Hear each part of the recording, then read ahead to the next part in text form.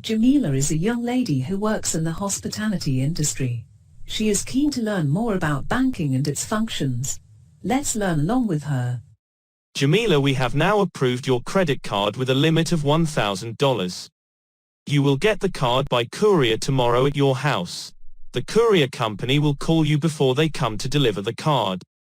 Once you get the card, you will need to wait till you get another mail with your personal identification number, which is also known as the PIN. This will be delivered at your house by a separate courier. Once you get both, the card and the PIN, you need to activate your card by calling one of our customer service agents or on our mobile banking platform. I'm not sure what you mean by the terms activation and PIN. So, when we issue a credit card, the card is a plastic with a 16-digit number and has our bank's name, BankLeap, on the front of the card. It will also have the logo of one of the scheme associations like either Visa or MasterCard and will have 3 digits at the back. We call this 3-digit number as the CVV. Now don't worry about all this technical jargon, we will explain these things to you later on a flip chart. For now, I will give you my credit card to look at and see what the key elements are on the front of a credit card and what are the key elements that are on the back of a credit card. Please take my credit card and keep it in front of you and you will see. Key takeaways.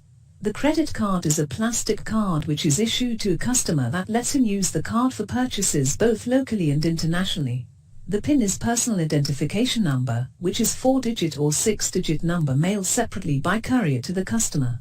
The credit card needs to be activated through mobile banking application or by a call to the customer service center of the bank. The PIN can be changed through mobile banking application or while activating the card through customer service agent. The front of the card has a 16-digit card number, bank name, customer name, expiry date and scheme name, Visa or MasterCard. The back of the card has CVV number. Nader Abraham went to the flip chart and drew out a rectangular credit card and put 16 digits on the front of the chart. He also drew the back of the same card in a rectangular shape and put 3 digits, the CVV, against these numbers. Jamila was curious to understand this 3-digit number called CVV. She also was wondering what American companies like Visa and MasterCard were doing when the transaction was happening in her own country. Abraham asked her to hold on to her thoughts and told her that he would explain the full transaction flow and the role of both Visa and MasterCard. Jamila, can you see that these 16 digits on the card are grouped as 4 pairs of 4 numbers? These pairs of numbers are important as they signify which bank has issued the card, the type of card that was being used, the unique customer number that had been allotted to each customer. The name of the customer and an expiry date is also mentioned on each card. The card would only be valid till the month and the year in which the card was due to expire. Any transaction after the expiry date of the card would be rejected with reason code saying card expired. The first digit of the 16-digit number signifies the scheme or the card association. Usually, Visa cards start with digit 4 and MasterCard starts with digit 5.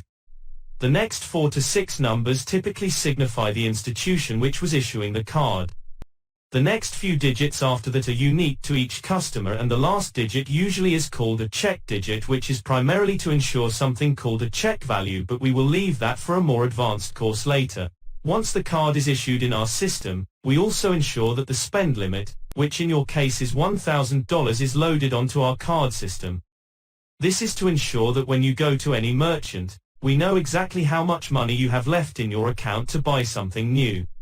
So, let us say tomorrow, you take this card and go to ABC Supermarket and decide to buy the TV for $105.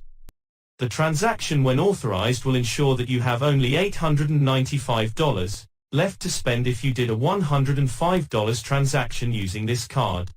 Key takeaways. The 4 pairs of numbers on the credit card signify the card issuing bank, unique customer number, and the type of card. The first digit of the card number signifies scheme type Visa, MasterCard, etc. The unique customer number also has built-in check digit that will ensure the security of card number. The card limit, in this case $1,000, is set up in the bank's system. The customer can do purchase transactions up to the value of card limit.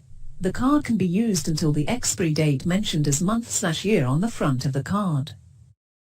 Customers need to activate their card by confirming their details to the customer service agent or using the mobile banking. This is done to prevent fraud by someone who could get the card and the PIN fraudulently. Nader, this is so interesting.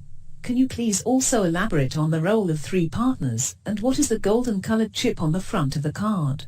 The chip encrypts all the information of the credit card and makes sure that, when the card is used on any point of sale machine, the machine can get all the required information about the card number, the bank and details of what the unique identification number of the customer. This all information is stored in an encrypted form in the golden chip of the card. In simple terms, encryption means that the sensitive and unique information of the cardholder is stored in a code language which no one else can understand except the bank that has issued the card. Oh. For a long time, I thought the golden chip was just to make the card look better. Only today have I realized that about all the information that is stored in this chip. Good to know that now you understand the importance of golden chip on the card.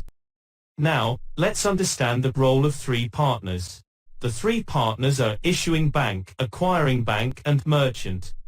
Let me explain you the transaction flow of the card transaction with the help of diagram on the flip chart. Nader then went back to the flip chart and went through very complicated diagram. He put 5 boxes and wrote, issuing bank, Bank Leap, acquiring bank, Bank One, association, Visa or MasterCard, customer, and merchant. He told Jamila that when a customer uses the card at a merchant, the merchant would insert the card into a point of sale machine if the transaction was more than for a particular amount, usually $50. Once the card was inserted into the machine, it would read the details from the chip of the card, and after confirming that the card is valid, would send a request to the acquiring bank to ask if it could check with the bank which issued the card to authorize the transaction. The issuing bank in this case was Bank Leap, and the acquiring bank was Bank One. Once the message was received by Bank One, electronically it would send the message to the association, which in this case was MasterCard. MasterCard would identify from the bank identification number, which is called the BIN, and route the authorization request to Bank Leap's data center, which contains the credit card system. Based on Jamila's available balance, the bank would decide whether to authorize or decline the transaction.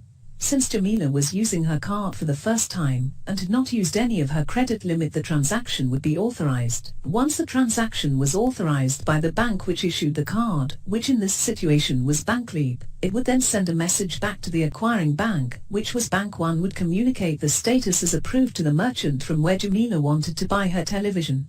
All this would be happening in record time. The entire transaction was electronic in nature, and it would happen within 5 to 10 seconds. The acquiring bank was the one which supplied a point-of-sale machine to the merchant and would make daily payments to the merchant based on the money received from MasterCard for all transactions which were made using cards issued by other banks, but having the MasterCard logo on the credit card. Wow, I am completely fascinated. This is so fast and excellent. Do you mean to say that the transaction would go all the way to the US headquarters of MasterCard and come back to Bank One and to Bank Leap, and the entire process would take 5 to 10 seconds only? This must be a miracle. It looks too good to be true, right? But this is due to the power of technology. Key takeaways.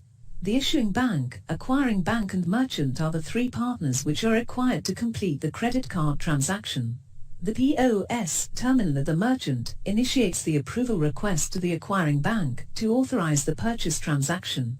The acquiring bank sends authorization request to the association, Visa or MasterCard, to forward the transaction to the issuing bank. The issuing bank checks the card information and transaction details and approves the transaction. The approval information is passed back electronically to the association, acquiring bank, and to the merchant. The entire transaction takes only 5 to 10 seconds to complete. By the way, what is this 3-digit number? This is the CVV or cardholder verification value. This is used when you use your card on the internet for e-commerce purchases, but we will cover the e-commerce tomorrow if you can pass by at the same time. Part 2 Summary. The credit card is issued by the issuing bank, Bank Leap, and has a 16-digit card number, customer name, bank name, association name, expiry date and CVV number. The credit card is secured by PIN. The PIN should never be shared with anyone. The golden chip stores all the card information in encrypted or coded form which only the issuing bank can decrypt or decode. The POS terminal at the merchant electronically requests approval to the issuing bank of the card through the acquiring bank and the association network. The transaction is approved by the issuing bank, and the approval is sent back electronically, through association and acquiring bank, to the POS terminal of the merchant. The merchant hands over the purchased items to the customer. The entire card transaction is executed electronically within 5 to 10 seconds. Thanks for completing this module. Please take the quiz associated with this.